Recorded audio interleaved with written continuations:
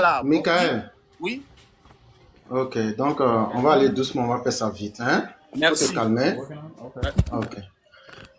Fais-nous en 1 minute ce qu'elle a dit qui n'est pas bon là. Il faut dire devant tout le monde. Là, on va t'expliquer. Si tu n'as pas compris, on va aussi laisser le temps aux uns et aux autres de comprendre. Merci. Je dis et je répète, quand je scrollais, j'ai juste entendu 1 minute de son récit. Quand elle disait que euh, faudrait que Alassane soit toujours président, pourquoi les Européens vont venir s'ingérer dans notre pays, tout et tout. Moi, c'est la remarque que je vais lui faire. Les mêmes choses qu'elle déplore aujourd'hui, là, c'est les mêmes choses qui ont été faites dans le passé. Et eux, ils ont soutenu ça. Pourquoi aujourd'hui, certains ne veulent pas la même chose? C'est la même chose, c'est même France 24, c'est même France, c'est même RFI. C'est la même chose. Nous, on dit la même chose là. Il n'y a qu'à continuer. Il ne faudrait pas qu'aujourd'hui, comme vous êtes toujours du bon côté du pistolet. Mais comme le pistolet veut tourner un peu, vous dites non, non, non, non, non, non, non, non. Ok. C'est tout. C'est Donc tout on vous votre. a compris. Donc vous êtes venu pour nous faire la morale. Non, non, Non, non, non, c'est non. Je ne vais ça? pas me faire la morale. La Non, non, morale. non. Allons doucement. Je Et je parlais crois en que bas. Elle m'a dit non, de non, non. monter parce que je suis un Non, vous avatar. avez Je suis un parlé. Ok, avatar. vous avez parlé. Je vous ai écouté. Est-ce que j'ai fait une objection? Allez-y, allez-y. Allez, je mute mon micro. Donc laissez-moi parler. Voilà. Quand on était dans la rébellion, là, on était du mauvais côté, mais on a vaincu et on a cueilli votre Laurent Gbagbo comme un fruit pourri. Avec nous, on n'a pas besoin de se situer. Nous, on est suffisamment capables de nous-mêmes. Que ce soit avec sans le pouvoir, on a montré toutes nos capacités. Donc, enlève dans ta tête que c'est parce qu'on est au pouvoir aujourd'hui qu'on a du bon côté du fusil. Quand on était avec les tueurs de pèderie, avec les chasseurs de pèderie, et ceux qui coupaient coton au nord, là, c'est avec cette armée-là, de tueurs de pèderie, là, qu'on a vaincu ces forces néfastes. Et ça, le monde entier en est témoin. Nous n'étions pas au pouvoir quand on a vaincu Laurent Gbagbo dans les urnes. Et quand il a voulu faire par la dictature, on l'a enlevé comme un fruit pourri. Ça s'est passé devant tout le monde. Et nous sommes vivants. Et il n'y a aucun garçon qui pourra venir traverser l'histoire pour nous dire quoi que ce soit. Ça, c'est clair. Et ce que la mère vous a dit, c'est une évidence qui s'impose.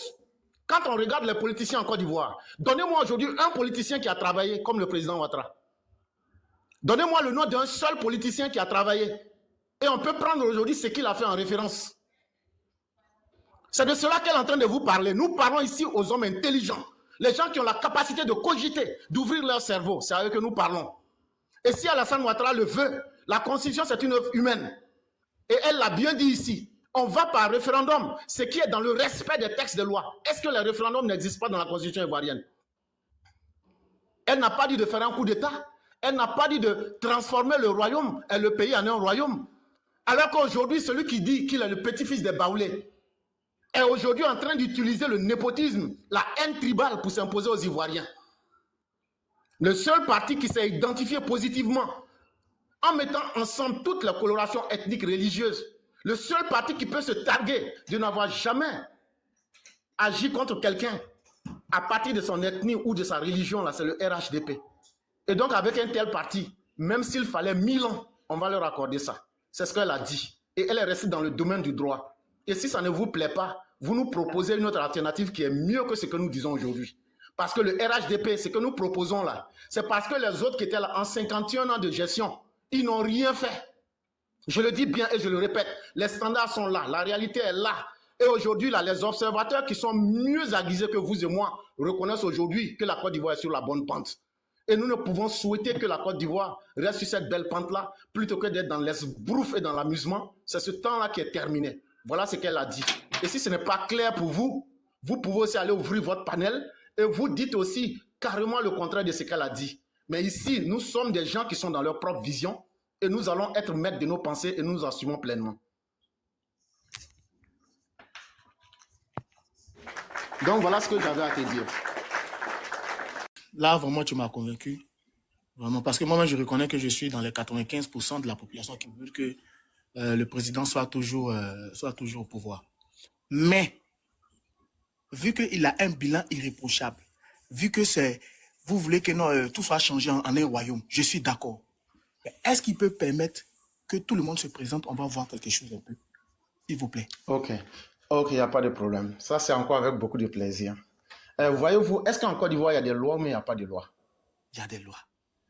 Ok. Est-ce que vous pouvez nous expliquer qu'est-ce que le vol? Quand tu rentres dans le code pénal ivoirien, là, quelqu'un qui vole, là, qu'est-ce que la loi lui prévoit? Une justice. Une justice. Et j'ai pris un cas, j'ai dit dans le cas du vol, qu'est-ce que la loi prévoit? Bah, tu es sanctionné en fonction du vol que tu as commis. Justement. Et quand tu commets un vol, en fonction du crime qui a été commis, tu dois subir les conséquences. On est d'accord sur ce principe-là? Éclaireur, tu vois? Non, non, non, je vous ai posé une question simple. Allons doucement. Non, non, non, non, non, allons doucement. Les gens nous suivent, allons doucement. Ne faisons pas du coq à l'âne. Non, c'est pas Qu'est-ce que dit le code pénal dans un cas de vol? Je vais te répondre. Je vais répondre à toutes tes questions. Mais de grâce, là, tu as pris la parole là. Est-ce que vous pouvez me permettre aussi de prendre 2 ou 3 minutes de parole? Sinon, je vais répondre à toutes tes questions. Si non, tu non, on a déjà parlé. C'est moi qui avais la parole pour essayer de faire comprendre aux gens qui sont... Attendez, allons doucement. Il y a des milliers de personnes qui nous suivent. Le dialogue a pris. On est en train de faire un dialogos. On est en train de faire un partage de connaissances. 79 personnes, ce n'est pas des milliers. 78 personnes maintenant, ce n'est pas des milliers. Voilà ce qui vous trompe. Si on coupe le direct de suite, vous allez voir que nous sommes à des milliers de personnes. Nous sommes une page qui est extrêmement attaquée. Et donc, voyez-vous comment votre perception peut vous tromper? Oui, j'ai vu. Vas-y, vas-y. Non, non, non.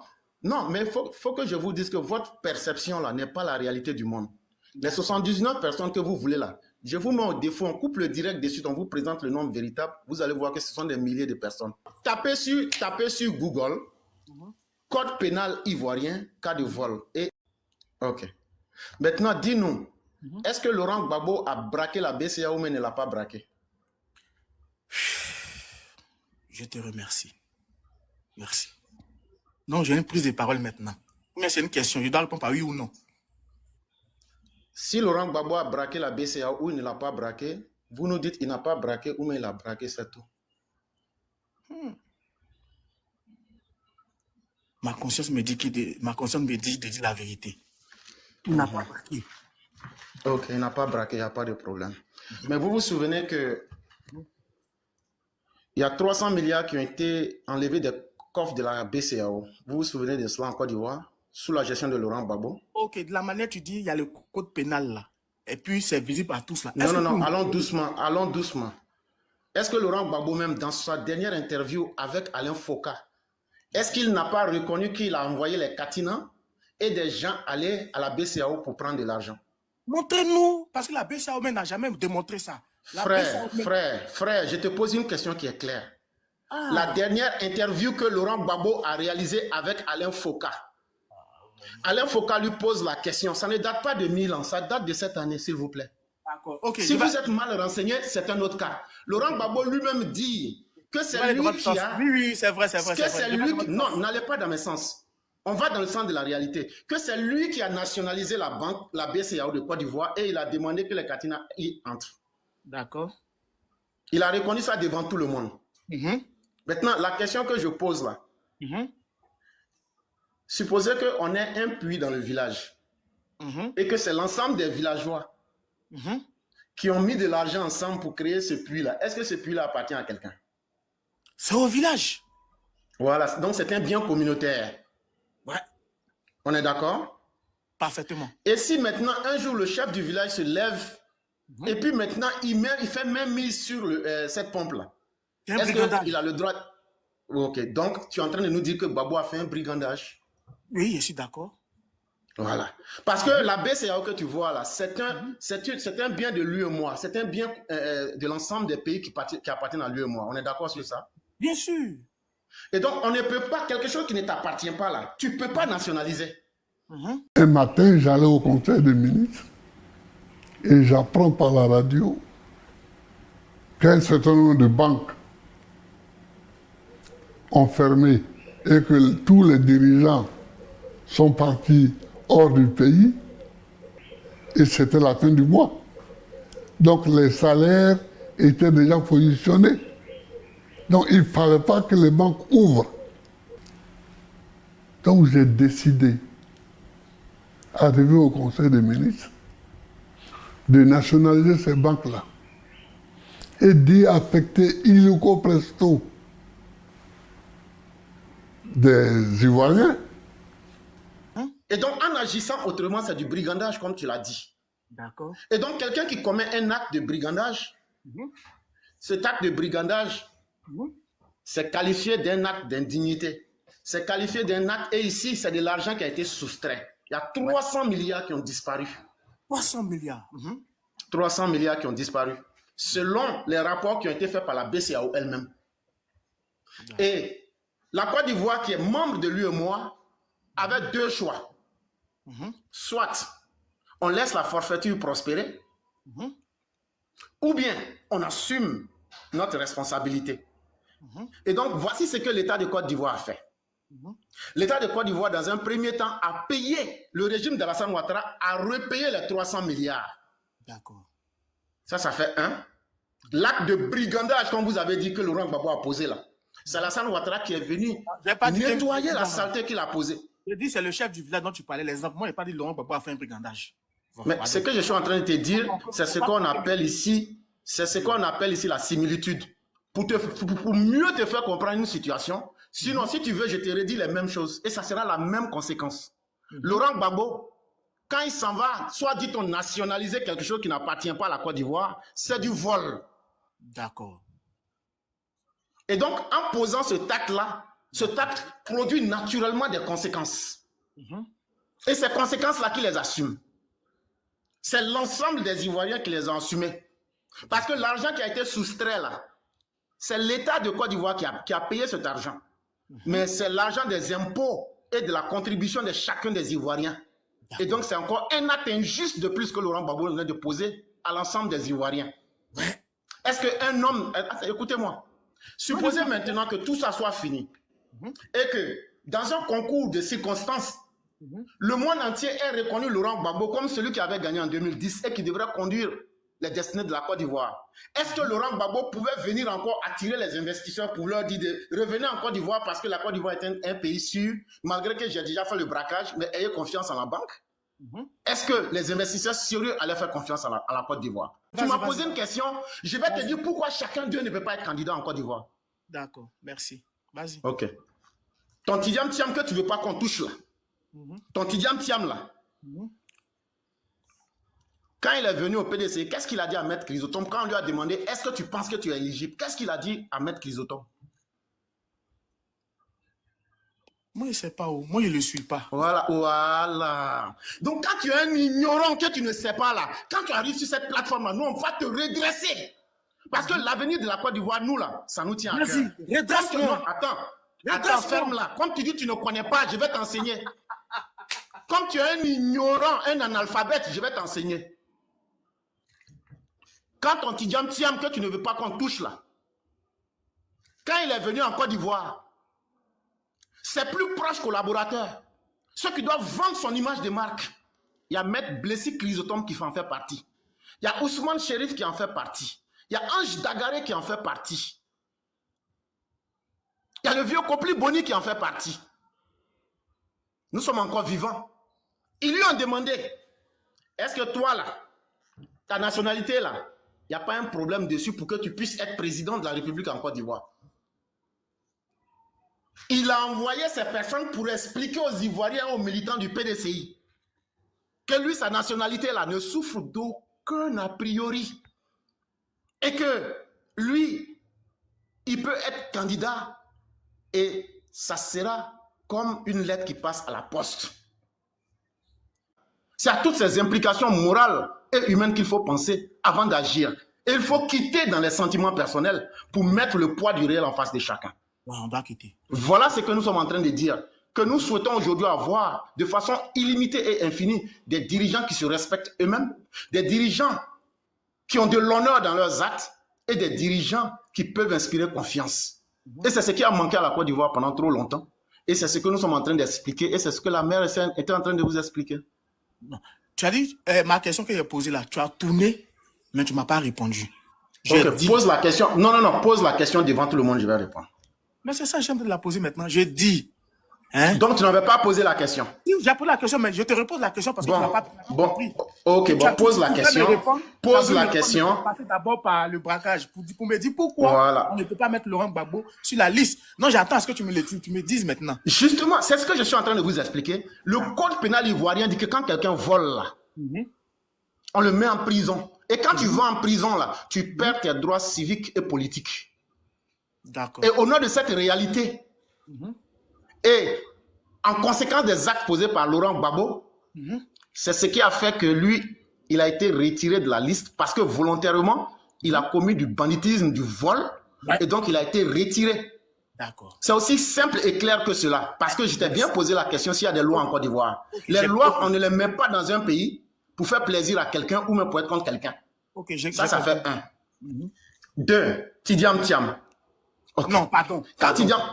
Pardon, s'il te plaît. Où je suis là, que chacun, tu dis qu'il y a des milliers, dans les milliers là, il y a Tidiam Thiam dans moi là. Faut te couper de moi. Laisse Thiam là, pardon. Je veux même pas. Non, tu as demandé, tu as dit pourquoi il y a cette... Non, je vais pas. Non, tu ne peux pas m'imposer tes désirs aussi. Ça, il faut comprendre. Tu m'as demandé pourquoi je vais parler de Laurent Gbagbo et pourquoi je ne parlerai pas des autres. Tu ne peux pas m'imposer ton désir, frère. Le cas du Sorogum en question. Quelqu'un qui s'identifie par le mal qu'il fait aux autres pour avoir éventré la Côte d'Ivoire. Un tel individu-là ne peut être que source de division. Ce Sorogum a fait combien de fois de mal à nos parents de l'Ouest, à nos parents du Nord. Et aujourd'hui, il va s'allier avec des puissances étrangères pour encore dire, vous serez obligés de compter avec moi parce que ma capacité de faire du mal est toujours présente. Et c'est avec ça que je vais m'imposer à la Côte d'Ivoire. Ce ne sont pas de la politique que ces personnes font. Et c'est ce qui les disqualifie d'office. Parce que le peuple, là, il a une conscience et il a une capacité de réflexion. Il sait voir et il sait entendre. Et c'est ce que nous sommes en train de dire aux Ivoiriens intelligents qui veulent évoluer, que le seul choix qui s'impose, c'est le choix aujourd'hui de la doctrine du président Alassane Ouattara. Et c'est aux gens intelligents que nous parlons. Quand elle dit que le président va être là pour l'éternité, là, on est en train de parler de sa ligne philosophique. Ça veut dire la voie qu'il a tracée là. Tous ceux qui vont vouloir être sur ce chemin-là, le développement, le progrès là, c'est sur cette voie qu'on va continuer pour aller autant que cela se peut. Voilà ce qu'elle est en train de dire. Plutôt que d'accuser, il aurait fallu que vous demandiez le pourquoi pour comprendre davantage. Donc je m'arrête là. Vraiment, merci beaucoup. La même loi dont tu as parlé, vous avez parlé tout à l'heure. J'aimerais qu'on revienne sur la même loi. Qu'est-ce que cette loi-là dit pour un jugement lorsque la personne est absente? Le cas où tu veux nous amener là, c'est un terrain. Koulibaly Kibier l'a édifié devant tout le monde ici. Koulibaly Kibier a déjà parlé. On appelle ça un jugement par itératif. Ça veut dire la personne n'était pas là physiquement, mais ses avocats l'ont représenté. Donc ça là, c'est un argument, il ne faut même pas rentrer dans ça. Tu ne comprends pas, je viens de t'expliquer. Je peux ne pas être physiquement présent, mais mes avocats m'ont représenté. Et Koulibaly Kibier nous a donné les noms des personnes qui ont représenté Laurent Gbagbo par un jugement par itératif. Donc, elle n'entre même pas dans ce jeu. Ok, merci. Bon, ok, merci. Le cas du président, Laurent Gbagbo, on vous dit qu'il a été condamné par contumace, que c'est une décision qui n'est pas définitive. Et pourquoi est-ce qu'il a été retiré et tout ça? Le cas d'abord du président Gbagbo. Le cas du président Gbagbo. Je vais compléter sa question. Là, je pose la question en même temps aux juristes. Parce que quand je regarde l'article 4 du Code électoral qui établit la liste des non-électeurs, on parle des individus en état de contumace. Et M. Laurent Gbagbo a été condamné par contumace. Quelle est la différence entre en état de contumace et par contumace? Et est-ce que son cas fait partie de ceux qui sont non-électeurs relativement à l'article 4? D'accord. Le président Laurent Gbagbo n'a jamais été condamné par contumace. C'est M. Blé Goudé qui a été condamné par contumace. Le président Laurent Gbagbo a été condamné par défaut. Alors, je vous explique la nuance.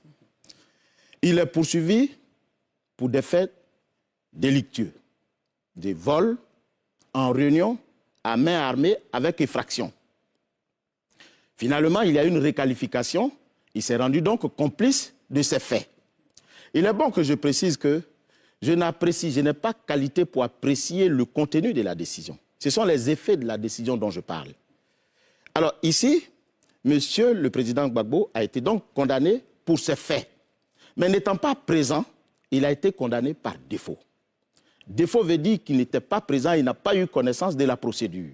Donc c'est une faculté, c'est un droit qu'on lui reconnaît d'exercer une voie de recours supplémentaire. Parce qu'en principe, quand une décision est rendue, si elle est contradictoire, elle court à partir de son prononcé. Et vous n'avez qu'une seule voie, c'est-à-dire l'appel. Or, si la décision est rendue par défaut, en plus de l'appel, vous avez l'opposition. L'opposition qui signifie que vous demandez qu'on reprenne le procès parce que vous n'étiez pas présent. Donc la décision qui a été rendue par défaut devient caduque. Fort de cela, à l'occasion du procès de M. le président Gbagbo, son avocat, Maître Bobré Félix, a saisi le tribunal d'une opposition. C'est-à-dire qu'il demande à ce que le procès soit repris. Une citation à prévenu est donc signifiée à l'avocat qui a sollicité l'opposition pour qu'on reprenne l'audience. Et à cette audience, le prévenu ne comparaît pas ni ses avocats, ce qui amène le juge à prononcer un jugement d'itératif défaut. Qui signifie quoi? Qui signifie que tu m'as demandé de reprendre l'audience, le procès, parce que vous n'étiez pas présent, j'ai repris l'audience, tu n'es pas non plus venu pour la deuxième fois. Donc je rends une décision d'itératif défaut. Mais quel est l'intérêt du jugement d'itératif défaut? Il emporte deux conséquences. La première, c'est que la décision par défaut contre laquelle vous avez formé opposition va s'appliquer à vous. Et la deuxième, c'est que vous n'avez plus de voie de recours d'opposition, il reste seulement que l'appel. Et l'article 560 dit que si un jugement est rendu par défaut, est rendu par itératif défaut, le délai d'appel court à compter de la signification. Alors, fort de cela, le procureur de la République, qui est chargé de l'exécution des décisions de justice, va commettre un huissier, qu'on appelle aujourd'hui commissaire de justice, à l'effet de signifier cette décision qu'on appelle le jugement d'itératif défaut au prévenu. Il se rend à son domicile. Tout ceci est contenu, bien entendu, dans un procès verbal dressé par le commissaire de justice qui fait foi jusqu'à inscription de faux. C'est pour ça que je m'en sers. Alors, il se rend à son domicile. Et à ce domicile, où il ne trouve pas porte close, il trouve une dame du nom de Nambintou Ouattara, qui dit effectivement, c'est chez le président Gbagbo ici. Mais son avocat, c'est Maître Dagué Rodrigue.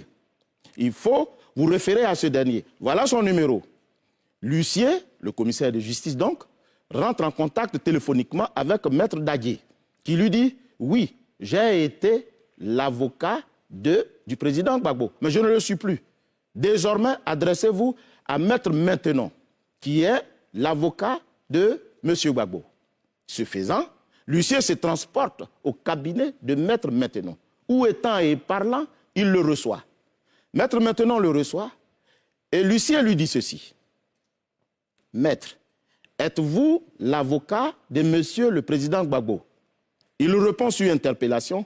« Monsieur le président Gbagbo m'a fait l'honneur de me demander de l'assister, ce que j'ai accepté volontiers. » Ce qui fait qu'il devient l'avocat de M. Gbagbo. Et fort de cela, l'huissier lui dit « Je suis porteur d'un jugement d'itératif défaut le concernant. » L'avocat lui répond « Ah d'accord, si vous êtes porteur de cette décision, je ne suis pas habilité à récupérer cette décision, à recevoir cette décision. J'ai 3 obligations qui sont issues du code pénal, du code de procédure pénale. La première, c'est que je suis tenu de déclarer mon identité. La deuxième, de donner l'adresse de mon client, ce qu'il fait. La troisième, de lui dire la durée de l'absence. Il dit, je ne peux pas vous le dire parce que il est à La Haye, je ne peux pas savoir combien de temps il va y séjourner. Voilà les 3. Il dit, mais la 4e qui consiste à recevoir la requête, je ne suis pas tenu. Vous êtes tenu, vous, à votre tour, d'aller signifier cette décision à personne, à M. Gbagbo, à La Haye. Voilà ce que l'avocat dit. Et ce, conformément à l'article 560, que l'avocat lui-même, il invoque. Or, que dit l'article 560? L'article 560 dit ceci. Si le jugement est rendu par défaut ou par itératif défaut, le délai d'appel court à compter de sa signification, quel qu'en soit le mode. Je dis bien, quel qu'en soit le mode. L'avocat dit que la seule signification qui vaille, c'est celle qui est faite à personne de Gbagbo, à la personne de Gbagbo. Or, on distingue plusieurs modes de signification. Le premier, c'est la personne elle-même. Le deuxième mode, c'est à domicile élu, c'est-à-dire chez son avocat. Puisque généralement, quand l'avocat présente sa lettre de constitution, il dit « Mon client, lequel élit par la présente et des suites élection à mon cabinet ». Deuxièmement, on peut faire la signification à parquet lorsque on n'a ni domicile ni résidence connue de la part de la personne concernée. On peut faire également la signification à mairie quand on connaît l'adresse, mais qu'on n'a trouvé personne au domicile de la personne. Voilà en fait les différents modes. Très bien. Président, vous n'avez pas dit le nom de Maître Beaubré, celui qui a engagé la procédure. Oui. Pourquoi est-ce que le commissaire de justice n'est pas allé vers Maître Beaubré pour lui remettre? Parce que semble-t-il, Maître Beaubré se serait déporté. C'est-à-dire, il n'était plus l'avocat, à un moment donné. Il a indiqué d'ailleurs Voilà, tout à l'heure. je l'ai dit. Alors, Président, in fine, ce que vous êtes en train de nous dire, c'est que... Nous examinons les décisions qui nous sont données par le ministère de la Justice. Nous apprécions le caractère irrévocable de ces décisions. Très bien. Et c'est fort de cela que nous radions les personnes de la liste. Donc, Président, tout ce que vous venez d'évoquer, c'est dans le procès verbal que vous aurez reçu. Bien entendu, ça se trouve dans le procès verbal. Nous avons exigé cela. Parce qu'il ne suffit pas de nous donner une décision. L'acte que nous allons poser est tellement grave. De radier quelqu'un de la liste électorale, il faut qu'on s'entoure de toutes les garanties légales. C'est pour cette raison que nous avons exigé tout ça. En matière de crédibilité, combien de fois, c'est pas vous qui nous dites que Laurent Gbagbo n'a rien fait. Quelqu'un qui n'est même pas capable d'assumer son bilan. Et donc aujourd'hui, vous ne fonctionnez que par la manipulation. Pourtant, ils ont bien reçu tous les documents qui leur sont parvenus. Ils n'ont jamais contesté ça. Mais par incapacité de reconnaître la vérité. Mais bien avant ça, tu demandes où Laurent Gbagbo était. Mais il faut demander l'amnistie que Simone a eue là. L'amnistie que Kone Katina a eue. L'amnistie que Damana Picasso a eue là. Quand il signait l'amnistie là, il y a une phrase dedans qui dit que sont exclus de cette amnistie tous ceux qui sont en train d'être jugés devant des tribunaux internationaux. Et ceux qui étaient des Ivoiriens qui étaient en train d'être jugés devant des tribunaux internationaux là, on savait que c'était Blé Goudé et Laurent Gbagbo. Et donc ne viens pas t'amuser à jouer avec les esprits des gens comme si on avait peur de vous. Mais il ne sait pas Ou bien quoi. comme si on se trompe. Mon frère, le doyen, excuse-moi. Mais ce que j'explique... Non, c'est pas crier là. Non, c'est parce que ça te fait peur. Parce que Non, la capacité de vérité que j'exprime là, c'est ce qui te trouble. C'est sur ton panel quand on veut parler là. Non, mais Laisse le je gars sais que ce que je dis, Sinon, ce que laissez-moi en bas, je dis te laissez-moi en trouble. bas, et puis vous bombarder. Il n'y a pas de problème. Mais ici, ce n'est pas une plateforme. Mais si je monte ça, Ici, ce n'est pas... laisse-moi m'exprimer, Je chef. dis... Bon, tu ne fais pas ta loi ici. C'est ce que je suis en train de t'expliquer. Tu ne peux pas faire ta loi ici. C'est à toi de te plier à nos règles ici. Et nous, nos règles sont que nous ne pouvons pas laisser des imbéciles comme toi venir nous perdre du temps pour faire passer vos saugrenus d'idées. Merci, professeur. Je l'ai fait sauter parce que il veut perdre. Non, mais du temps, ces en fait. animaux-là, ne vous amusez pas avec eux. Vous leur coupez la queue par la racine sans anesthésie. Voilà un Merci, idiot professeur. qui veut dénaturer les faits devant nous. Et donc, cher mère, je vais descendre pour l'instant, mais je suis là. Merci Je vais descendre, infiniment, je suis là. professeur. Merci. Et désolé, on t'a dérangé. Désolé. Merci, professeur. Merci infiniment. Merci pour tout. En tout cas, il est là, il est en train de partir, on t'explique. Mais ce qui me plaît dans toute cette histoire, c'est que beaucoup en bas ont compris. Voilà, ceux qui étaient comme lui, beaucoup ont compris ce que le professeur a détaillé. Au fait, c'est le plus important. Ce n'est pas lui, sa personne qui nous intéressait. Monsieur